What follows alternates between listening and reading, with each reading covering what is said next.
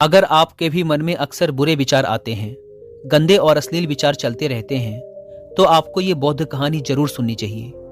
एक गांव में एक जवान लड़का रहता था।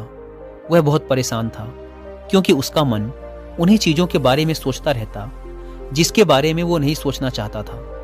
वह अपनी छोटी छोटी क्षणिक खुशियों के लिए अपने दिन का ज्यादातर समय बर्बाद कर देता और फिर बाद में इसके लिए पश्चाताप करता, लेकिन वो ना चाहते हुए भी अगले दिन फिर उन्हीं आदतों को दोहराता। वह अपने माता पिता का अकेला लड़का था। माता पिता धीरे धीरे बूढ़े हो रहे थे और वो जवान, लेकिन वो कुछ भी ऐसा नहीं कर पा रहा था जिससे उसके माता पिता को उस पर गर्व हो।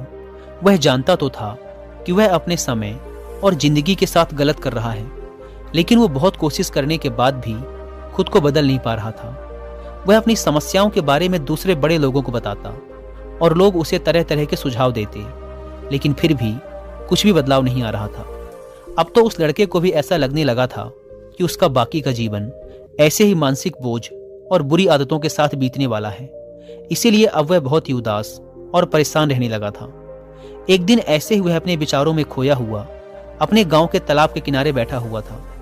तभी पीछे से उसका एक मित्र भागता हुआ आया और बड़े उत्साह से उसके कंधे पर हाथ रखकर बोला, मित्र, मुझे तुम्हारी सभी समस्याओं का समाधान मिल गया है। अपने मित्र के मुंह से यह बात सुनकर वह लड़का बहुत खुश हो जाता है और पूछता है, क्या समाधान मिला मेरी समस्याओं का? लड़के के मित्र ने कहा, ध्यान। ध्यान तुम्हारी सभी समस्याओं का समाधान है। लड़के ने कहा, यह ध्यान क्या होता है? मित्र ने कहा, कल हमारे गांव में एक बौद्ध भिक्षु भिक्षाटन के लिए आए थे। गांव के सभी लोग उन बौद्ध भिक्षु से अपनी अपनी समस्याओं का समाधान पूछ रहे थे, तो मैंने सोचा कि मैं भी तुम्हारी समस्या का समाधान पूछ ही लेता हूं। तो मैंने उन बौद्ध भिक्षु से अपने मन को काबू में करने का तरीका पूछा। मेरा प्रश्न सुनकर उन बौद्ध भिक्षु ने ज्यादा तो कुछ नहीं कहा, बस इतना ही कहा कि ध्यान ध्यान जीवन की सभी समस्याओं का समाधान है। मैंने सोचा कि तुम्हें ध्यान के बारे में पता होगा, इसीलिए मैंने उन बौद्ध भिक्षु से ध्यान के विषय में ज्यादा कुछ नहीं पूछा। अपने मित्र की बात सुनकर उस लड़के ने कहा, मुझे उन बौद्ध भिक्षु से मिलना है। वह लड़का और उसका मित्र बौद्ध भिक्षु को ढूंढने निकल पड़ते हैं। बहुत पूछताछ और खोज मशक्कत के बाद उन्हें वो बौद्ध भिक्षु बगल के एक गांव में एक पेड़ के नीचे ध्यान करते हुए मिलते हैं। वे दोनों उस बौद्ध भिक्षु के पास जाकर बैठ जाते हैं और उनकी आंखें खुलने का इंतजार करते हैं। थोड़ी देर बाद जब बौद्ध भिक्षु अपनी आंखें खोलते हैं तो वो उन्हें प्रणाम करते हैं और कहते हैं, आपने ये तो बता दिया कि ध्यान जीवन की सभी समस्याओं का समाधान है, लेकिन आपने ये नहीं बताया कि ध्यान है क्या? बौद्ध भिक्षु ने कहा, ध्यान क्या है इसको मैं शब्दों में समझा पाऊं इतनी मुझ में सामर्थ्य नहीं, लेकिन अब क्योंकि तुम लोगों ने प्रश्न किया है तो मुझे कुछ ना कुछ तो बताना ही पड़ेगा। तो सुनो, ध्यान का मतलब है ना कोई प्रश्न, ना कोई उत्तर, ना कोई विचार और ना ही कोई भावना।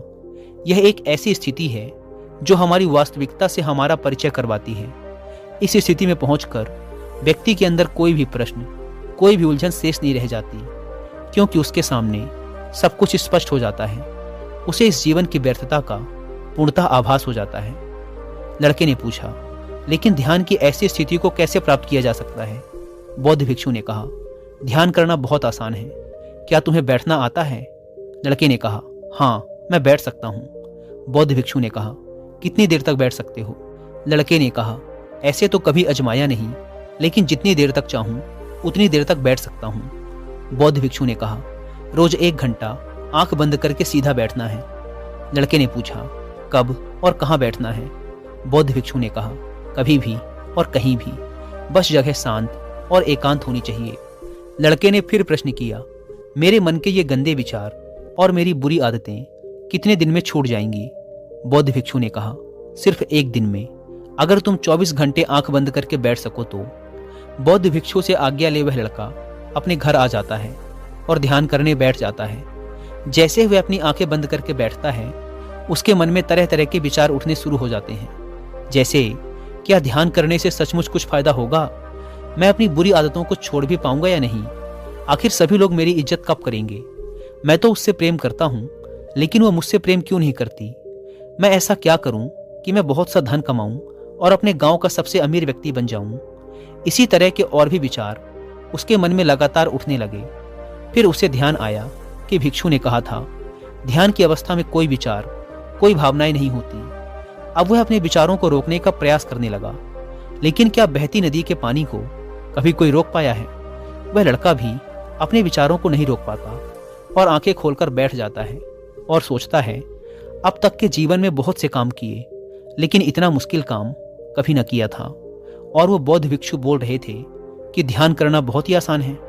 वैसे दोस्तों, अगर आप भी ध्यान या मेडिटेशन प्रैक्टिस करना चाहते हैं पर आपको पता नहीं कि उसे कैसे किया जाए, तो इसके लिए मैं आपको कुक एफएम पर एक ऑडियो बुक रिकमेंड करूंगा जिसका नाम है meditation and its practice by Swami Rama.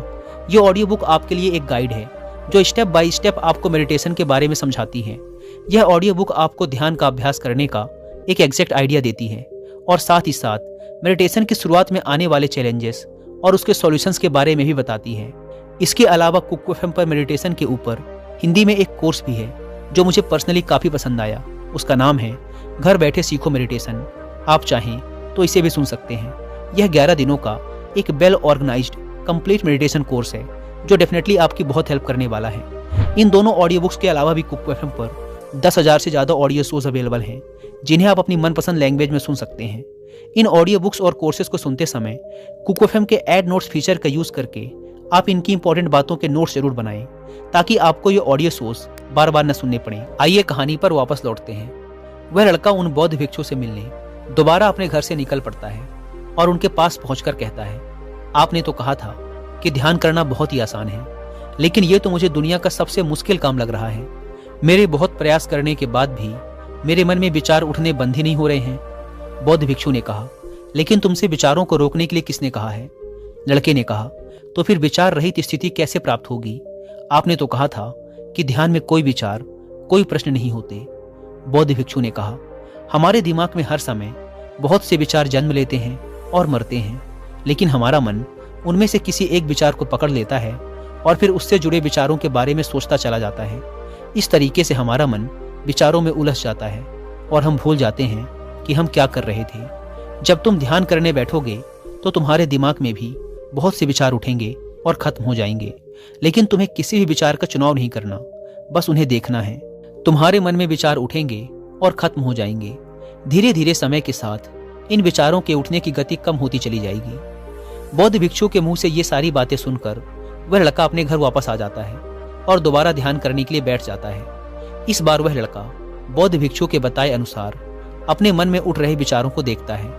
वह कुछ देर तक तो विचारों को साक्षी भाव से देख पाता है, लेकिन फिर उसके मन में ऐसे विचार उठते हैं जिनके बारे में सोचने से वह खुद को रोक नहीं पाता और वह गहरे विचारों में खो जाता है। कुछ देर बाद उसे याद आता है कि वह तो ध्यान कर रहा था। वह दोबारा विचारों को देखने का प्रयास करता है, लेकिन इस बार उसका मन दूसरी चाल चलता है। अब उसके मन में अश्लील विचार उठने लगते हैं। वह लड़का सोचता है कि ध्यान जैसी पवित्र स्थिति में ये अश्लील विचार क्यों उठ रहे हैं। वह अपने मन में उठ रहे अश्लील और गंदे विचारों को रोकने का बहुत प्रयास करता है, लेकिन वो उन्हें रोक नहीं पाता। उसके मन में लगातार बस ऐसे ही विचार उठ रहे थे। बहुत देर तक प्रयास करने के बाद जब वह लड़का परेशान हो जाता है तो वह ध्यान से उठकर सीधा उन बौद्ध भिक्षु के पास पहुंचता है और कहता है, मैं जब भी अपनी आंखें बंद करके ध्यान करने के लिए बैठता हूं तो मेरे मन में सिर्फ अश्लील और गंदे विचार ही आते हैं। बौद्ध भिक्षु ने कहा, कोई भी विचार अच्छा या बुरा नहीं होता, इसीलिए किसी भी विचार को बुरा समझकर उसे जबरदस्ती दबाने का प्रयास मत करो, क्योंकि हमारे द्वारा विचारों का विरोध ही उन्हें और भी शक्तिशाली बनाता है।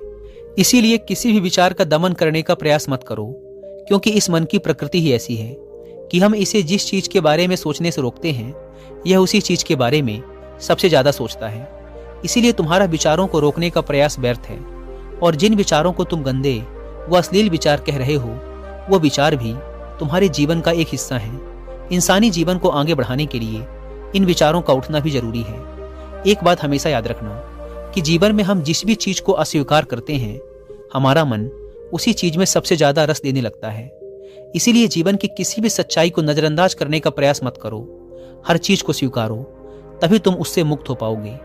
लेकिन इसका मतलब यह नहीं कि तुम हर समय काम वासना के विचारों में ही डूबे रहो। तुम्हें यह समझना होगा कि काम वासना हमारे जीवन का एक छोटा सा हिस्सा मात्र है, पूरा जीवन नहीं। तो जीवन के इस पहलू को भी स्वीकारो और आगे बढ़ो, क्योंकि इस जीवन में इसके आगे भी बहुत कुछ जानने के लिए है। लड़के ने कहा, लेकिन हमारा मन हमारे साथ इतनी चालें क्यों चलता है? क्या हमारा मन ही हमारा शत्रु है? भिक्षु ने कहा, नहीं, मन हमारा शत्रु नहीं है। यह तो बस उन्हीं चीजों को अनुभव करना चाहता है जिसमें इसे आराम मिले, आनंद आए।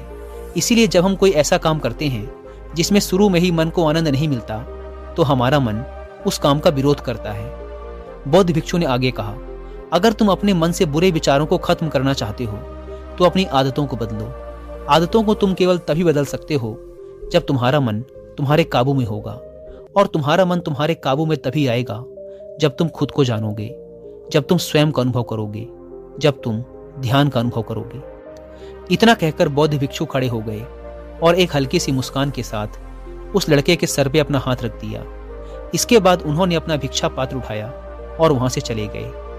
वह लड़का उन बौद्ध भिक्षु को जाता हुआ देखता रहा, लेकिन अब वह बहुत खुश था क्योंकि उसे अपनी समस्याओं का समाधान मिल चुका था ध्यान के रूप में। वह समझ गया था कि उसे हर रोज ध्यान के लिए बैठना है और उसे अपने आते जाते विचारों को देखना है, लेकिन किसी भी विचार को पकड़ना नहीं है। समय के साथ वो विचार खुद ही गायब होते चले जाएंगे। साथ ही वो ये भी समझ गया था कि कोई भी विचार अच्छा या बुरा नहीं होता, विचार सिर्फ एक विचार होता है। इसीलिए विचारों का विरोध करना भी व्यर्थ है। दोस्तों, मुझे उम्मीद है कि आपको इस वीडियो से बहुत कुछ सीखने को मिला होगा। और जाने से पहले एक बार फिर याद दिला दूं कि कुकू एफएम पर meditation and its practice by Swami Rama audio book को और मेडिटेशन पर हिंदी में कोर्स जिसका नाम है घर बैठे सीखो मेडिटेशन को सुनना ना भूलें।